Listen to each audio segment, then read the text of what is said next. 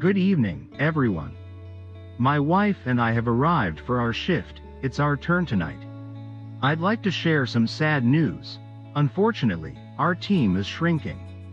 At the moment, there are only 3 volunteers left in our organization. And just to be clear, this is a quarantine shelter for cats, a space full of animals, plus many street cats we feed, and constant rescue calls.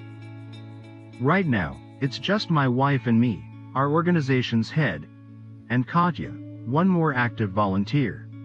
Sadly, the rest have burned out. If I may say so, they've left us with everything. Because apparently, we're immortal. Now we'll show you our cats. Starting with some news.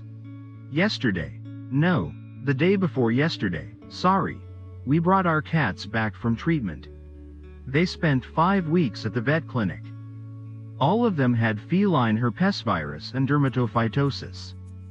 If untreated, these can be fatal. We were supposed to treat this mama cat. I'll show her in a moment. Then there's our Dobby, her daughter. That's the name we gave her. Just look at her now. She's not a pedigree cat at all. She lost so much fur in that damn clinic because of the illness.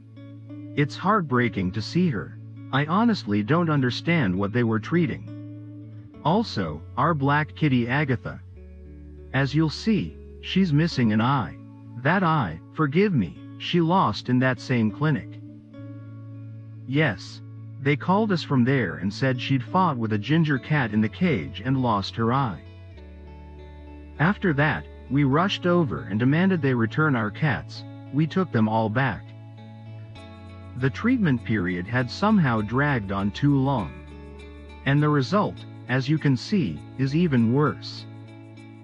She was such a beautiful kitten. Can you imagine the conditions in a private clinic? And now she'll live without an eye. It's hard to speak about it without tears. One of the cats, sadly, died there. How? Under what circumstances? No one knows. It's horrifying. We handed over 7 cats with fevers, and got back 6, all injured. We always trusted them. This isn't a cheap clinic. But they've disgraced themselves in our eyes, at the cost of the health of cats already broken by fate. It's pure irresponsibility and heartlessness.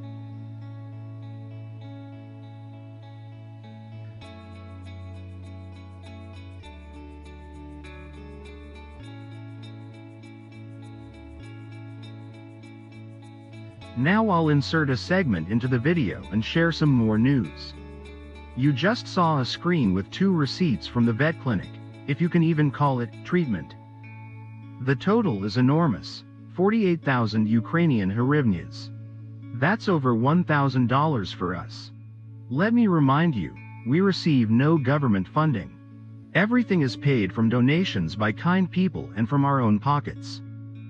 We're not hired staff. We're ordinary people with regular jobs who come here after work. We're volunteers who simply care about the fate of vulnerable street cats. But that's not the point. The point is, this clinic did not treat the animals properly. And they had the audacity to send us these outrageous bills. Even though it was their negligence that left our cats injured. But we're slowly recovering, pulling ourselves together, and moving forward. With animals in this condition, we simply have to cope. Because even though there are so few of us volunteers left, these cats have no one else but us. And we won't abandon them. We'll keep caring for them and seek help from other vets. We had Pirate. He was in terrible shape when we found him on the street. And now he's a real beauty. To sum up, 1 cat died, 1 lost an eye due to their carelessness, and 1 is now bald. His fur fell out. The others are more or less okay, though still in poor condition. That's the harsh reality, and they still had the nerve to ask us to pay for all of it. Well, those are emotions. You'll see the rest in the video. Alright, let's keep going. At our second shelter, we've already started preparing for winter. We bought insulation for the door, just a temporary fix for now. But it didn't even last 2 days before the cats made their own adjustments. Now there's a hole. They're used to peeking through the cracks to see the street, and we blocked their joy. So we'll have to redo it and reinforce the bottom with something solid so they don't scratch it up. Also, a reminder. We're still fundraising for solar panels and an inverter to help us save on electricity this winter. Heating here will be electric unless we install the alternative system I've already tested at our quarantine point. So the fundraiser continues, and in the next videos, I'll show you what we've managed to buy. As I've mentioned before, electricity here is very expensive. And if we don't plan ahead, we'll be drowning in bills this winter. That's why we decided to install the pan. That's why we decided to install the panels and batteries ourselves and switch to solar heating. Right now, it's evening cleaning time, changing litter boxes, sweeping, mopping.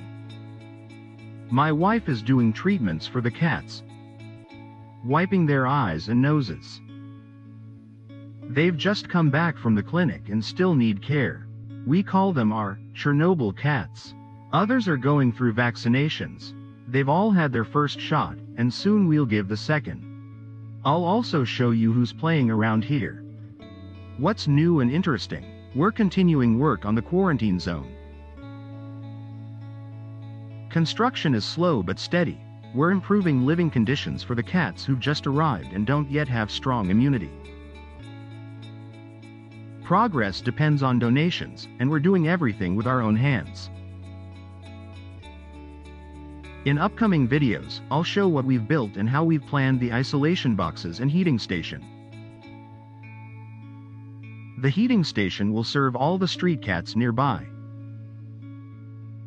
Right now, we have 4 cats who grew up in that shelter and want free access to the outdoors.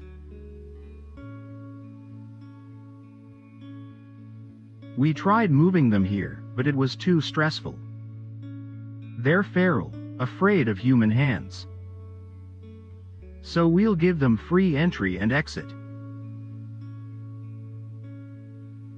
And come winter, we might have even more. We're vaccinating all of them too. As you can see, adult cats still struggle to get along. They growl, try to fight, especially the newcomers. Well, newcomers, the other cats have forgotten them.